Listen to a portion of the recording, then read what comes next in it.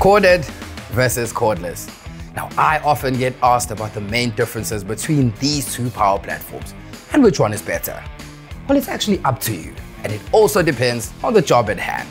So today, we're putting them to the test. So here we have 2 drills and 2 angle grinders from Ryobi, the battery powered and the electric, one of each.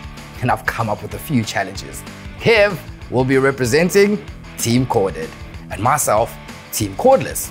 Now the rules are simple. Every challenge starts from here. We're using the exact same drill bits, driver heads, and so forth. Kev, we'll call this challenge the drill off. Perfect. The first test is to drill a hole into a brick wall for a nail-in anchor. Here's your masonry bit. Thank you. Here's mine. Now remember, the starting point is this workbench, and it's also the finish line. Are you ready? Let's do it.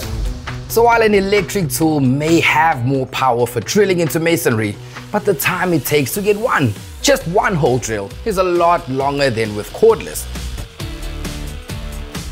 Imagine you're working off-site. You may even need a generator to power your tools. Cordless to the win. If you need to drill one hole, maybe you want to hang a picture frame around the home. This is a lot quicker. Clip in the battery and you're good to go. There's actually no need for you to... Welcome back, Kev. Thank you. Have you finished running your cable? I have indeed. As I said, if you need to drill just one hole, maybe hang a picture frame, it's a lot quicker. That is the main reason why I think the cordless won. However, if you need to drill more than one hole, I'm sure you'd agree with me, Kev, that the corded would have won. Most probably, yes. Are you ready for the next test? What's that? Very straightforward, very, very simple. 2 pieces of timber, identical. 2 spade bits, it's the same size. You're going to be drilling into this timber. Are you ready? Let's do it. Thank you. So Kev, here's your clamp. Thank you. Here's my clamp. Same rules apply. Both tools on the table. You need to start at the plug point. Cool. Are you ready? I was born ready. 3, nope, I'm 2, not waiting. 1.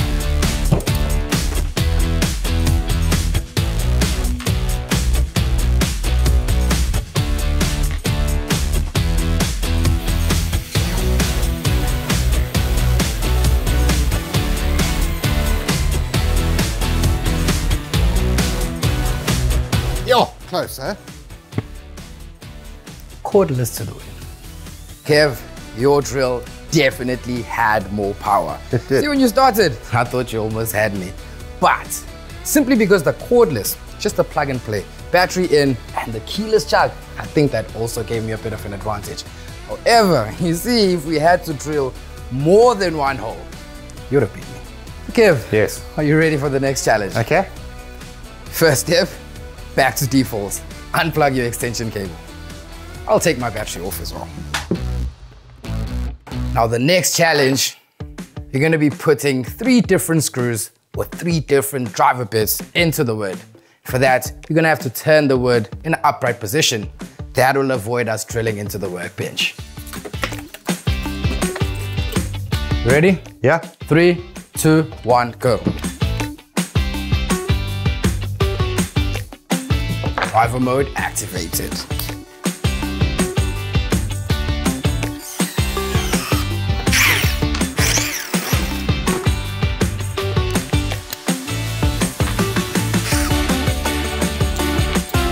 Hey, the keyless chuck is fast, eh?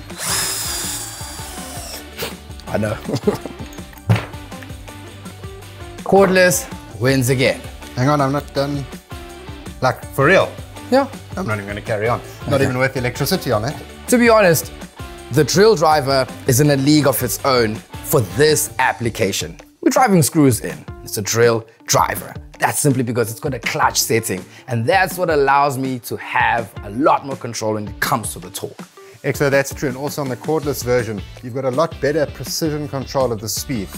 And when you release the trigger, the chuck stops immediately. Now on the corded version, yes, I can adjust the speed, not as much precision. However, when I release the trigger, the chuck takes quite a while to slow down, and that is what I find damages the screw heads. Agreed, agreed. You know what else we can agree upon? Tell me. I won this challenge. So the score now? 3-0. Yeesh. Right, Kev. Yes. Are you ready for the 4th and last challenge for the drills? Thankfully. 100%. Here, I've got 2 pieces of steel. That's yours, that's mine. 2 steel bits, same size. Here's your clamp. Thank you. Here's mine. You know the rules. Kev, are you ready? Hang on, I just want to clamp this. 3, 2, 1, go. When drilling into steel, always put a dab of oil or just give it a spray with a bit of Q20. This acts as a lubricant, so it avoids the steel bits from gripping into the steel as you drill. Hey, you beat me by, a full drill hole. Well done. Yeah, well, I did have a bit of an advantage. Sure, we both agree that the cordless is convenience. It's a grab and go. Are you ready for the next challenge? Bring it on. Corded versus cordless grinders. So this challenge is very, very simple and straightforward. We're going to be doing 2 tests. Okay. The first test is to cut. The second test is to grind. More on that later. First things first. Aha. Not to get at these props, put some threaded bar into it. So the first challenge, you're going to clamp it and we're going to cut it. We are going to see who's going to make the cut a lot faster. Perfect. Agreed. Let's do it. 100%. First step, always remember to get your PPE. Second step, back to default.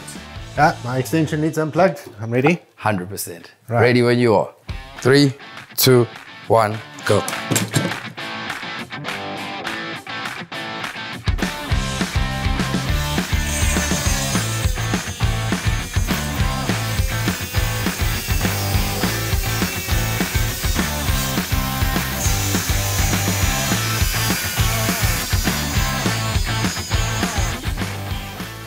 Haha! Finally, I win a challenge. That's it. 11,000 RPM on the corded versus 8,000 on the cordless. The corded angle grinder is spinning faster. It's going to get through that steel a bit quicker. Agreed.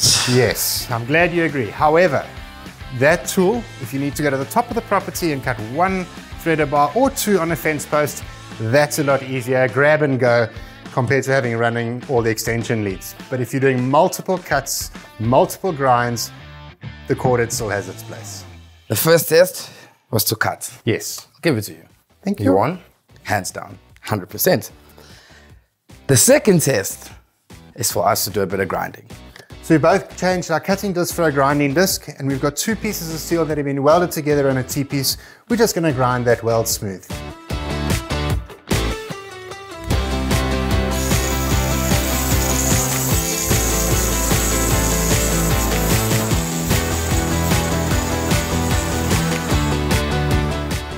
Yeah, not bad, not bad. Not much in it between the grinding discs, fairly well matched. Yeah, I also couldn't tell who won that one as expected. We'll call it a draw. Agreed. Kev, personally, I still prefer cordless power tools. They're convenient, especially for those quick jobs and those quick fixes. You need to drill a hole here and there, hang a picture frame, run up to the garden, cut a piece of steel. They grab and go tools. However, with that being said, I'm sure you will agree that corded power tools still have their place in our workshop. XO, most definitely. You know, if you've got 30 holes to drill or 50 pieces of steel to cut, or you've done a welding job and you've got a lot of grinding to get done, it is worth getting the extension lead out. Electric power tools certainly have their place in the workshop. So if you're a DIY enthusiast that's looking to invest in a collection of power tools, why not consider the Ryobi Cordless range? Shop power tools at Builders, either in store or online at builders.co.za. And for more videos like this, check out the blog on the website. Get to Builders, get it done.